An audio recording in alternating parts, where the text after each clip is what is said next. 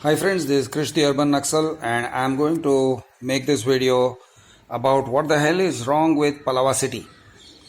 I am making this video in 2021, August 2021, and I am going to talk from the perspective of various stakeholders what the hell is wrong with Palava City. So when people ask me, they call me and ask, hey, Krish, you know what? I'm planning to buy a flat in Palava City.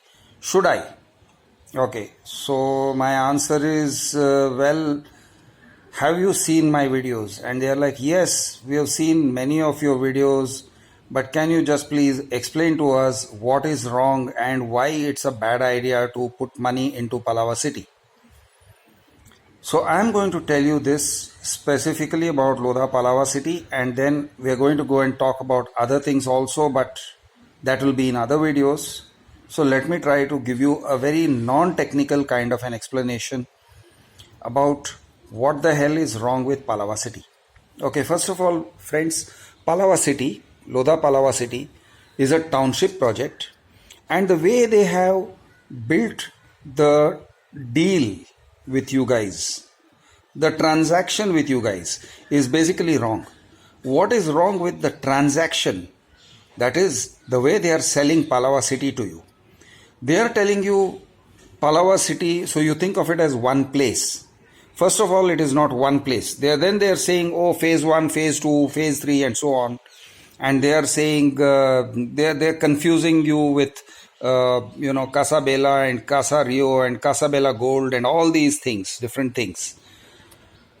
The sales pitch does not tell you where is your house, where exactly is your house. And I have spoken to people, I'm going to publish those interviews. People don't know exactly where their house is going to be located. And quite often the sales office guys avoid taking you to the exact site where your house is going to be located. And they make you swipe a token before you know where the hell your house is going to be located. And you swipe a token and then they say, well, we can't take you there because it is under construction and so on. So for various reasons, people don't know where the hell their house is located, and when they find out, they find that it is really, really far. It is far from Dombivli station. It is far from whatever reference points they had in mind. It is distant, it is remote, it is far. It is in a corner, and they find that sometimes it is not even under the municipal corporation that they thought it was. I have conversations with people who say, I thought I was buying a flat which is falling within Kalyan Dombivli Municipal Corporation, and now I find that it is actually Koni village. It is village panchayat. This is problem number 1. These guys are not disclosing what exactly they are selling to you. Okay, what is problem number 2 of Palava City? Now again, Palava City is a large place, so I'm not going to make a general observation, but I'm going to say this. Some parts of Palava City, some buildings that I have seen are well designed, okay, on the face of it. For example, I have seen flats at Casa Rio which are very well designed. I'm quite happy with the designing. I look at it and I say I don't find anything to criticize in this designing. The landscaping outside the house is good. Okay, the spaces, the way they have constructed the spaces near those houses, near those flats, they are good. So not everything that I say should be taken as a criticism of each and every flat and each and every phase and each and every building.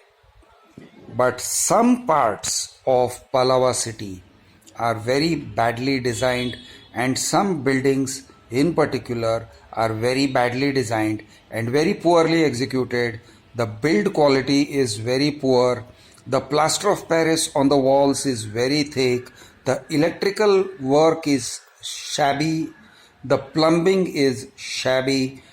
The upstairs neighbor's plumbing of drain pipes is in your inside your bathroom and inside your toilet. Okay, and sometimes they cross from one toilet to the other. So there is this false ceiling above your bathroom, above your toilet, and above the common passage that links the bedroom and the sitting rooms together. And that false ceiling is made up of very poor quality POP, gypsum board, and is supported with very poor quality, very thin quality of aluminium patras or aluminium strips, and the whole thing is suspended by just one or two metal wires hanging down from the slabs. So it is a very bad quality of workmanship, and it takes only a few drops of water which may leak from your upstairs neighbor's toilet or bathroom plumbing which is inside your house, and it will completely destroy and corrode your gypsum board false ceiling in the bathroom, and that false ceiling will simply crumble and collapse. That is one problem, and then you will have to get it repaired. That is one problem. The second problem is if there is a dripping or a leakage or even an outright breakage of the pipes above your head in the bathroom. It could be the master bedroom or the other bedroom or common bathroom, but if there is a breakage, then it will land up in a mess in your bathroom. Your bathrooms will be unusable. It will be a stinking mess because your upstairs guys' water will be coming down into your flat. This is a huge problem. Then more recently I have been talking about issues of the chairman and gundagiri and all that kind of thing.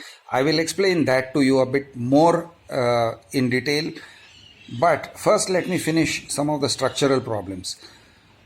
Lodha Palava City is located at a very low lying area. It is in the floodplains of a river or a creek. I am told that is a creek. A creek is where the water from the sea comes back into the land. So that is a very low lying area. It is very flood prone, and if there is a large amount of rainfall, then entire basements of many buildings go underwater. Water enters the lifts, it enters the lift shaft, it will completely ruin the value of your vehicle. Your vehicle is going to need major repairs in a garage. So all this kind of thing, issues that arise from being in a very low lying land. Now obviously this varies. In some places, some buildings may be slightly higher, some buildings may be slightly lower. If you are in a ground floor or a first floor flat, then obviously you are more at risk from this. And if you are in a higher floor, you can say, well, that's okay, I can get by. But this is an issue. Now let me tell you about the chairman issue. I'm going to just summarize this. Lodha has structured the deal in such a way that he is not just selling you a flat. They are controlling the neighborhood where you live. So you are not living in a flat that a builder has sold you and then you are at freedom to live the way you like in that flat. That is not the deal. The deal is that it is Lodha's flat inside Lodha's neighborhood, such as Casa Rio or Casa Bella, which is inside Lodha's township, which is Palava City, and that is an expanding township. And they control a lot. They try to control everything. Now, ideally, your civic services, the quality of your roads, the quality of your civic infrastructure should be controlled by a municipal corporation like Kalyan Dombivli Municipal Corporation. Or it should be controlled by free trade, if you wish to look at it like that. It should be normal free trade outside, where any cable operator or any service provider comes and provides you the necessary goods and services. But to a fairly large extent, that is not what is happening. Lodha is trying to control the supply of goods and services as well. So service providers. Now, which service providers in particular are we talking about? One of the things most commonly cited to me are the cable operators. So we are told that the only cable operators will be these cable operators, not those cable operators, and so on. This is one. Your guard services are controlled. Your watchman, security services. You cannot just get any security services because there is a kind of a gundagiri element that comes into it. You are told that it is the local guys who are doing the gundagiri and who are preventing you. The local guys, the local villagers, the people who have sold the land to Lodha, the people who are displaced by Lodha Palava City, they are controlling it. This is how it is presented to you. Okay, so therefore it is not something being done by Lodha. However, that is not what I am saying. What I am saying is Palava City Management Association, PCMA, has its control directly or indirectly in all these service providing areas, and they control the service providers. And I have no very specific information on this, but I dare say that they are controlling the service providers and gaining profits in some form or the other for Lodha. So there is an element of profit, an element of kickback coming from all these service providers. There must be kickbacks, that is what I am saying. And there are various kinds of structured transactions that are happening between these service providers and Lodha. Okay, it is not just incidental that these Gunda type people have come and suddenly taken control of a society. Okay, now at the time of handover, what is the typical thing that happens or should happen, and what is currently happening? So at the time of the handover of the project, actually speaking, what should be happening is the society's members, those who are organized and intelligent and intellectually sound and morally sound, have to come together and take the handover of their society, take the accounts, take the corpus, all those things from Lodha's, the company, actually not even PCMA, from the company who has sold them this thing. A company, say for example, there may be an entity called Ajitnath Enterprises or something like that, which is one of the Lodha companies. So there are various companies.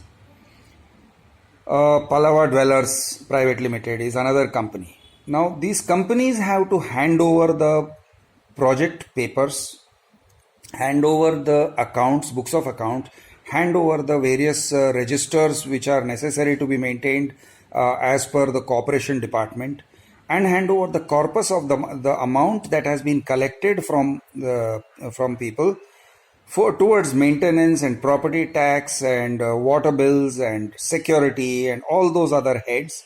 And they have to hand over whatever is there, hand over the accounts properly to the leaders of the society, which will then becoming a self-governing unit. It will then become a self-governing unit.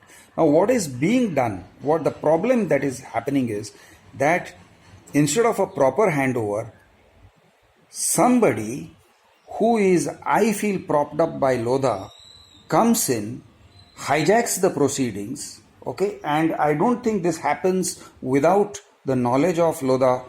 I am saying that this happens very much with the knowledge and connivance of Lodha, not necessarily PCMA, but in some form there is Lodha involvement. And what happens is that the handover process, instead of being a smooth transition from that company, from Palava Dwellers Private Limited to or Macrotech to the society, what happens is some guy comes along and takes the papers and he muddies the waters, and basically what he does is he prevents the society members from taking over that whole thing properly. Now the result of this is that people are not able to properly assess what has been given to them and what has not been handed over to them properly. And this is a problem. Another problem that happens is, this is the kind of thing we have been discussing in recent videos. The chairman is himself the owner of the security agency, and he is himself the owner of the maintenance agency, which picks up the garbage and so on. And the society is essentially under a kind of a gundaraj. It is being controlled. Now you will say, but if people are opposed to it, why aren't they fighting it off? They are not fighting it off because people are not mentally geared for fighting. Civilized people are mentally geared for going and doing their work and doing their profession, and basically nobody has a time for fighting. And fighting is a dirty business. Nobody likes it. Nobody wants to do it. People avoid it. They leave it to others to do that. Now, because of this very middle class mindset, these guys gain an advantage and they take over and they try to rule the place as if it is their jagir. You know, बाप का जागीर है क्या? हाँ, ये मेरा बाप का जागीर है. You know, that is how it tends to be. That is the part that I have been highlighting. Now you may say, does this happen in every cluster? And the answer is, well, it has happened in a lot of clusters. And I don't think it is by default. I think it is very much by design. And where some people are able to fight it off, some clusters are able to fight it off. So friends, I hope I am reasonably clear about what is wrong with Palava City. There are a lot more things that are wrong, but I will go into it in some other video. Thank you. I am Krish, the Urban Naxal, your buddy.